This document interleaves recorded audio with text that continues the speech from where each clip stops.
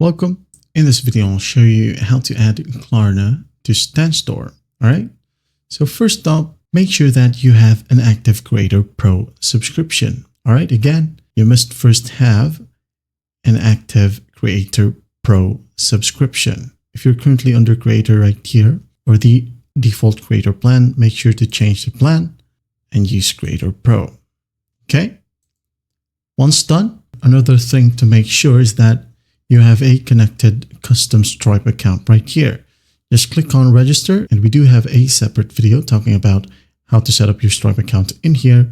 Just go to look at it in the channel, follow the steps from there, and go back to this video. Okay, so number one, you have an active Creator Pro subscription, and the second one is that you have a Stripe custom account connected to your StanStore.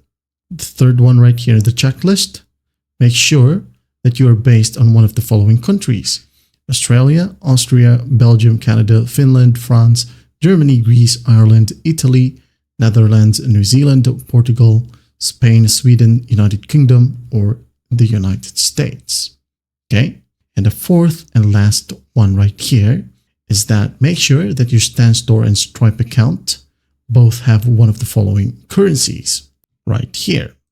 Okay. Australian dollars, Canadian dollars, Swiss franc, euro, British pound, New Zealand dollar, Polish zloty, Swedish krona, or US dollars. Okay. Now, once you have everything set up, once you have verified the mentioned checklist, well, just go ahead over to your live StanStore.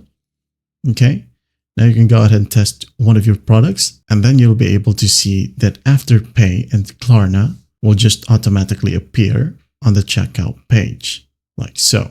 That's basically how you add Klarna to StanStore. Well, I hope this video helps, and I'll see you in the next one.